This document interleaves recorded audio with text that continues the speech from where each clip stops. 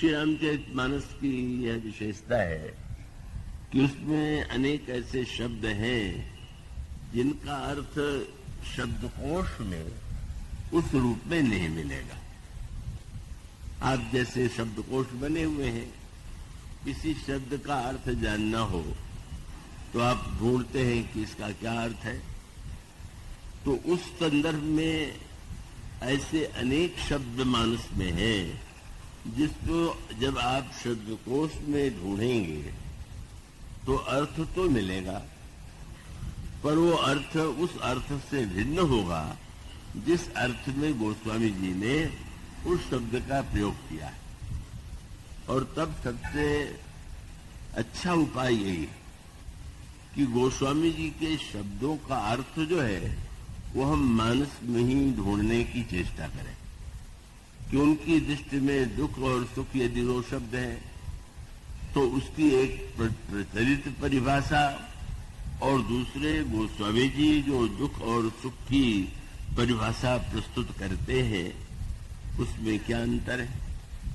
और तभी हम समझ सकते हैं कि भक्त के जीवन में दुख का लवलेश नहीं रह जाता। क्यों? इसका वो आपको जो प्रश्न है उसमें उस प्रश्न में जो उत्तर मुसुंडी जी ने दिया वो आप सब पाठ में पढ़ते ही होंगे। और उसमें ये कहा गया कि नहीं दरिद्र सम दुख जग माही, दरिद्रता से बढ़कर के कोई दुख नहीं। और जब हम यह पढ़ें कि दरिद्रता से बढ़कर के सुख नहीं है तो दरिद्रता का विनाश तो संपत्ति से होता है, धन से होता है। तो ये यही कहना चाहिए था कि संपत्ति की प्राप्ति में सबसे बड़ा सुख है। भाई ये देखिए, विचार करके देखें तो दरिद्रता का एक बहुत व्यापक अर्थ, सबसे बड़ा दुख दरिद्रता है। पर दरिद्रता माने क्या? अब इस दृष्टि से विचार करके देखें कि सुख के संदर्भ में गोस्वामी जी ने जब लंका का वर्णन किया तो लंका का वर्णन करते हुए नहीं कहा कि वहां के लोग बड़े दुखी थे या दरिद्र थे या अभावग्रस्त थे। वस्तुओं की प्राप्ति के साथ उसकी प्राप्ति के बाद आपके अंतर मन में, आपके अंतर जीवन में किस विचार का उदय होता है। सुख मिला या संपत्ति मिली तो सुख और संपत्ति को के मिलने पर उसको पाने के बाद हमारे हृदय में किस भाव का उदय हुआ। गोस्वामी जी ने इसके लिए बड़ा सुंदर वाक्य चुना, अयोध्या में भी उन्नति हो रही है।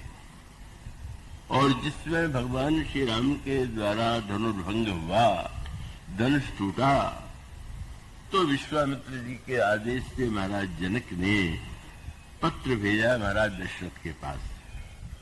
पर दशरथ उस पत्र को पढ़कर गदगद हो जाते हैं और उसे लेकर के गुरु वशिष्ठ के पास जाते हैं।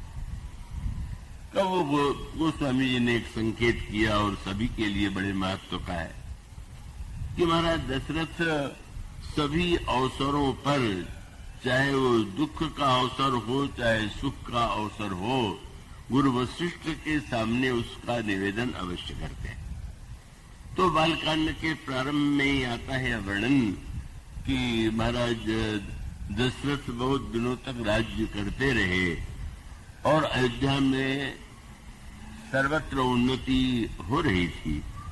लेकिन एक बार भूपति मन माही, भय गलानी मोरे सुत नहीं। सब कुछ है पर पुत्र नहीं है। मैं एक मूल प्रश्न यही है। व्यक्ति यह मानता है कि भाई पुत्र होगा तो हमें सुख देगा, पुत्र होगा तो वृद्धावस्था में हमारी सेवा करेगा, और इसलिए व्यक्ति पुत्र की कामना करने में अधिकांश व्यक्तियों के जीवन में पुत्र की कामना होती है।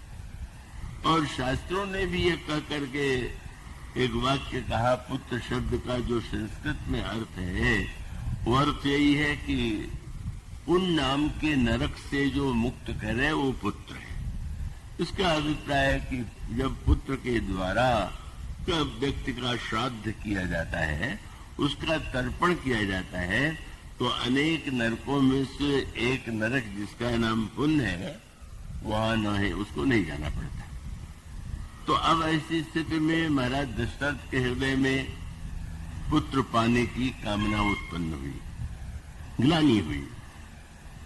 अब वहां पर सूत्र ये है कि उस ग्लानि के बाद जो उनके हृदय में ग्लानि हुई, ग्लानि तो हमारे आप सबके जीवन में भी बहुधा कई बार आ जाती, पर ग्लानि को हम किस दिशा में ले जाते हैं इसका महत्व है। और तब भी कहा गए गुरु वशिष्ठ के चरणों में, और वहां जाकर के गोस्वामी जी ने कहा, निज दुख सुख सब गुरु ही सुनाओ। अपने सुख और दुख दोनों का वर्णन को उन्होंने गुरुदेव को सुनाया। बड़ी स्वाभाविक सी बात है, दुख का ही नहीं सुख का भी। कितना राज्य है, कितनी संपत्ति है, कितने प्रकार से हमारा राज्य समृद्धि और संपत्ति और बहिरंग उन्नति से भरा हुआ है, और उसके साथ साथ यह दुख भी सुना देते हैं कि महाराज इतना सब होते हुए भी भविष्य में उसको ऐसा उत्तराधिकारी जो इस राज्य का संचालन कर सके वो नहीं है। इससे बढ़कर के दुख की बात क्या होगी? दुख सुख की बात जो उन्होंने सुनाया है, तो संसार में प्रत्येक व्यक्ति के मन में ऐसा दुख सुख होता है। पुत्र नहीं है तो व्यक्ति को यह दुख होगा कि सब कुछ है तो पुत्र तो नहीं है। लेकिन वहां पर अंतर जो महाराज दशरथ के चरित्र में है, दशमुख और दशरथ के चरित्र में क्या अंतर है?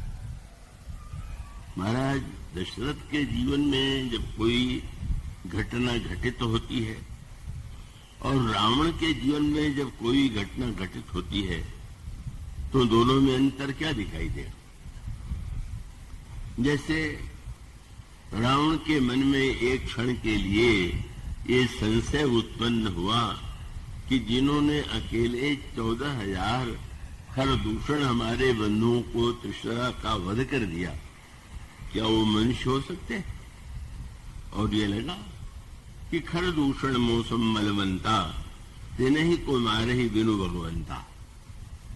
अब यह जब मन में जिज्ञासा, अगर ये संशय या जो क्षण भर के लिए एक सत्य का भान हुआ, इन्हीं पंक्तियों को न समझ पाने के कारण कई लोग यह मानने की भूल कर बैठते हैं कि रावण तो बहुत बड़ा भक्त था, क्योंकि उसने जान लिया कि ये भगवान है।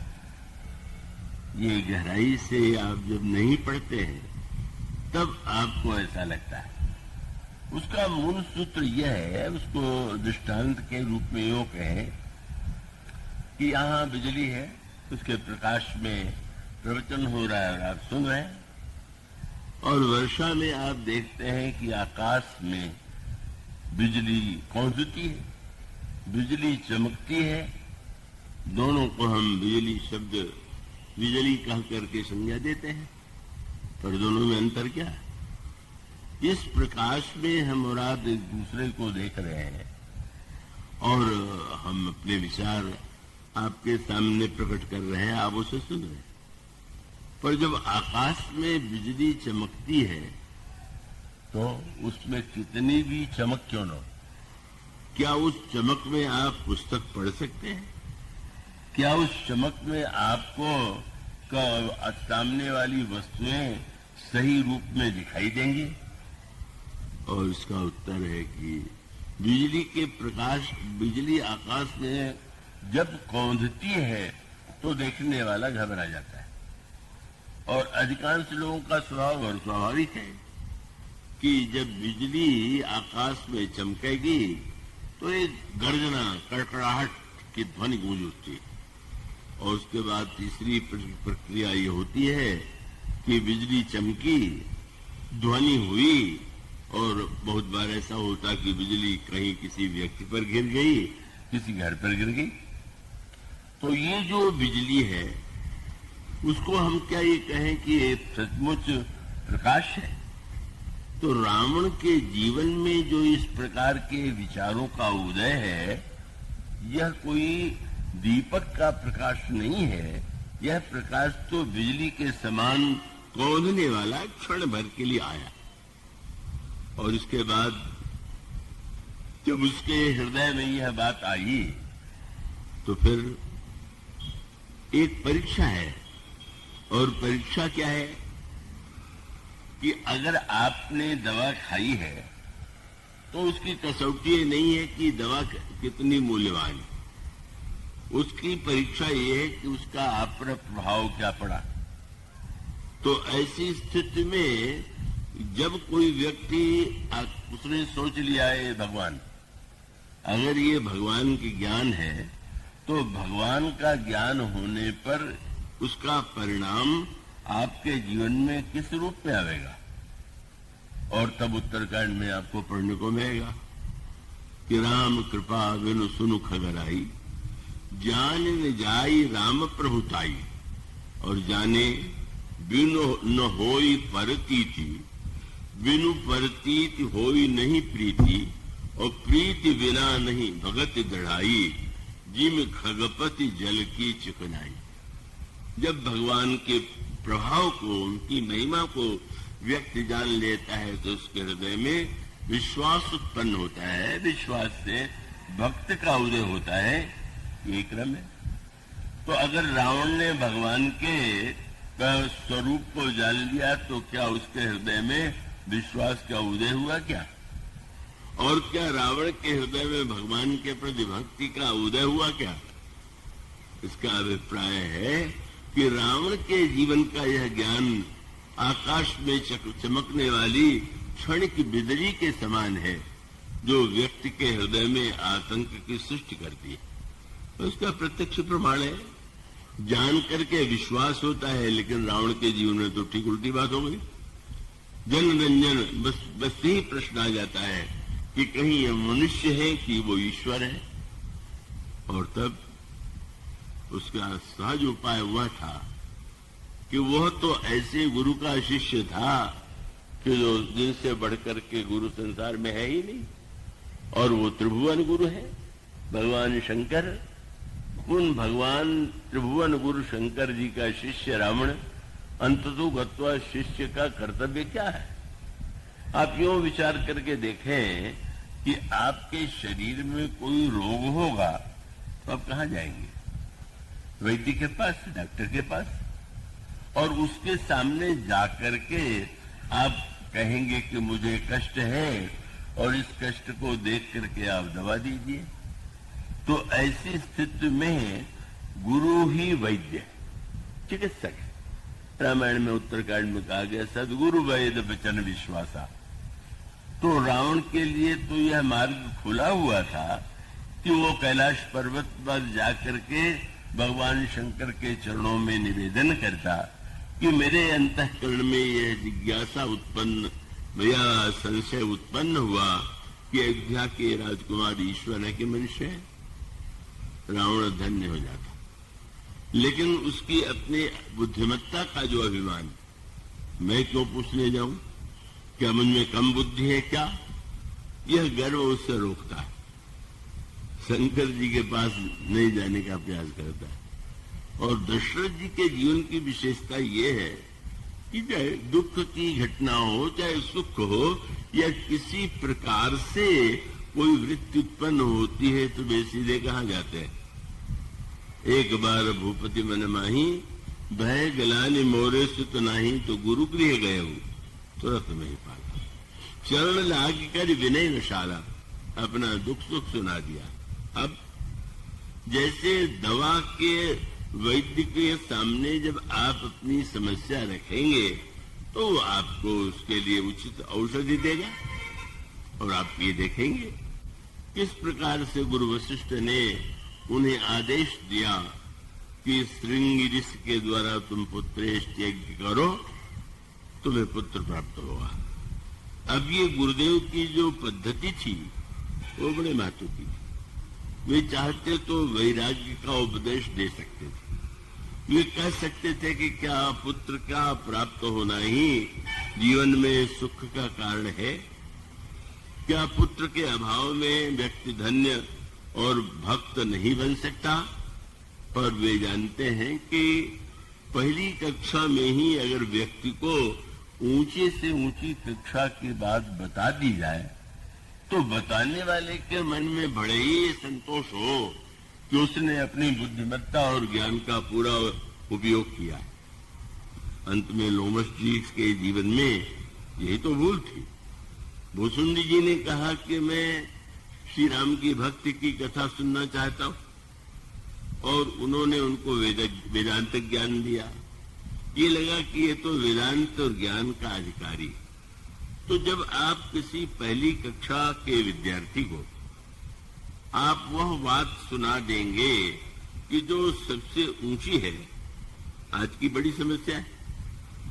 पहले प्राचीन काल में व्यक्ति जो है वो शिक्षा क्रम में कुछ शास्त्रों का अध्ययन करने के बाद भी दीक्षा लेने का अर्थ क्या हुआ कि अंत में हम यह निर्णय करें कि इन शास्त्रों में, ग्रंथों में जो कुछ लिखा हुआ है उसमें हमारे लिए क्या उपयोगी है और मुझे क्या करना चाहिए। इसी को गीता में और मानस में निधर्म और स्वधर्म की संज्ञा दी गई। प्रथम ही विप्र चरणाति प्रीति निज निज धर्म निरत स्तुति रीति। तो गुरु वशिष्ठ के जीवन की जो धन्यता है, रावण के जीवन की यह जो विडंबना है, अभिमान उसके संशय को इतना आगे बढ़ाता है कि उसको यह लगने लगा कि राम ईश्वर क्या, ये तो एक श्रेष्ठ मनुष्य भी नहीं। जो व्यक्ति सोने के मृग के पीछे भाग रहा हो वो कैसा ईश्वर हो सकता है? वो तो विवेक शून्य है, सोने का मृग होता नहीं और पाने के लिए भाग रहा है। जो व्यक्ति मृग पर बाण चला रहा है वह तो एक साधारण राजकुमारी ही है। और अगर कोई व्यक्ति पत्नी के वियोग में विलाप कर रहा है तो उसका अभिप्राय कि वो घोरगामी। तो मानो रावण जब अपनी ही बुद्धि से उस प्रश्न का समाधान ढूंढता है तो श्री राम के ईश्वरत्व के स्थान पर उसके हृदय में अश्रद्धा उत्पन्न होती है। भगवान के प्रति भगवत्ता की बुद्धि कौन कहे, साधारण मनुष्य जैसा आदर भी उसके हृदय में नहीं रहेगा। तो इसका अभिप्राय यह है कि जब सबसे पहली बात तो यही है कि हम समझना यदि चाहते हैं तो समझने के लिए हमें सदगुरु की आवश्यकता है। और सदगुरु की भूमिका यह है कि जैसे कोई गुरु, कोई अध्यापक प्रथम कक्षा के विद्यार्थी को पढ़ा रहा हो, द्वितीय कक्षा और अंतिम कक्षा, तो जानता है कि जिस कक्षा में विद्यार्थी है उसको वही बात बताना चाहिए। और वो बात उससे, इसलिए गुरु वशिष्ठ की विशेषता है कि उन्होंने त्याग, वैराग्य और ज्ञान की उच्च शिक्षा न दे करके यही कहा कि तुम धैर्य धारण करो। तुम केवल एक पुत्र चाहते थे, तुम्हें 4 पुत्र प्राप्त होंगे, पर उन्हें प्राप्त करने के लिए तुम्हें यज्ञ करना चाहिए। मानो गुरु वशिष्ठ विवेक पूर्वक राजा के जीवन में धीरे धीरे सकामता के बाद उस सकामता का सदुपयोग और उसके पश्चात अन्य जो श्रेष्ठ वृत्तियां हैं उनका उदय कराना चाहते हैं। तो ऐसी स्थिति में स्वाभाविक रूप से जब पुत्र नहीं था तो भी वो गुरुजी के चरणों में गए। और जब जनकपुर से यह पत्र आ गया कि श्री राम के पास धनुष आ गया, धनुष के द्वारा धनुष टूट गया, जनक नंदिनी सीता ने उनके कंठ में जयमाल पहना दिया, तब भी वो सबसे पहले गुरु वशिष्ठ के पास ही गए।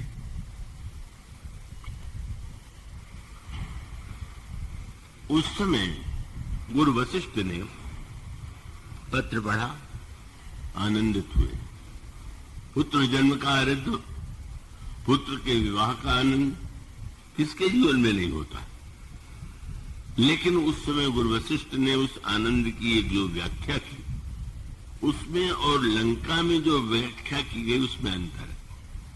लंका में भी उन्नति हो रही और गुरु वशिष्ठ ने कहा कि राजन, तुम्हारे जीवन में ऐसी जो श्रेष्ठ घटना हुई वो तो बड़ी स्वाभाविक है। और तब उन्होंने यह कहा करके कि वो श्री राम के पराक्रम की प्रशंसा करे। उनका तुम गुरु विप्र धेनु सुर सेवी, तस पुनीत कौशल्या देवी, सुकृति तुम समान जग माही, भय नहीं हयो न होने उनाही। और तब जिम सरिता सागर मह जाही, यद्यपि ताहि कामना नाही, तिमि सुख संपत्ति विनहि बुलाए, धर्मशील पह जाहि सुहाए। जैसे नदियां, समुद्र ने कभी नदियों को निमंत्रण नहीं दिया, यहाँ आओ स्वागत है, पर बिना निमंत्रण के ही नदियां समुद्र की ओर भागी चली जा रही हैं। इसी प्रकार से तुम जैसा व्यक्ति जिसने गुरु और श्रेष्ठ जनों की सेवा किया है, वो तो उसके पास सुख और संपत्ति जो है वो बिना प्रयास के ही उसका आगमन हो जाता है।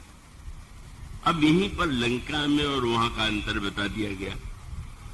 सुख संपत्ति का संबंध गुरु वशिष्ठ जोड़ते हैं, जनक दशरथ से जो व्याख्या करते हैं उसमें सूत्र दिया गया कि समुद्र में जैसे नदियां जाती है, कितने महत्व की बात है। और उसका अभिप्राय यह है कि अगर सचमुच आपने कोई वस्तु पाया है और पाने के पीछे केवल पाने की आकांक्षा है, पाने का प्रयत्न है, पाने के बाद आपकी ये धारणा है कि इसको पा करके हम बड़े सुखी हो जाएंगे, तो इसकी बहुत संभावना है कि उस वस्तु के मिलने पर आपको ये लगने लगे कि अरे मैं तो ये समझता था कि ये वस्तु मिल जाएगी तो सब ठीक हो जाएगा। कई लोग ऐसे होते हैं तो समझते बस ऐसा हो जाए तो सब ठीक हो जाएगा। पर लंका के लिए गोस्वामी जी ने शब्द चुना, नदी जैसे समुद्र की ओर जा रही है वैसा सुख नहीं है रावण के जीवन में। तब गोस्वामी जी कहते हैं कि सब दिन प्रतिदिन बढ़त जाई, सुख संपत्ति सुत सेन सहाई, जय प्रताप बल बुद्धि बढ़ाई, सब दिन प्रतिदिन बढ़त जाई। और उसका परिणाम क्या हुआ? बोले जिमी प्रतिलाभ लोभ दिखाई। जैसे लाभ होने पर और मानो संकेत क्या है? जब आपके जीवन में संतोष ही नहीं आया, आपके जीवन में तृप्ति का ही अनुभव नहीं हुआ, तो आपने पाने के संदर्भ में जो कल्पना की थी वो कल्पना तो आपकी केवल व्यर्थ ही सिद्ध हुई।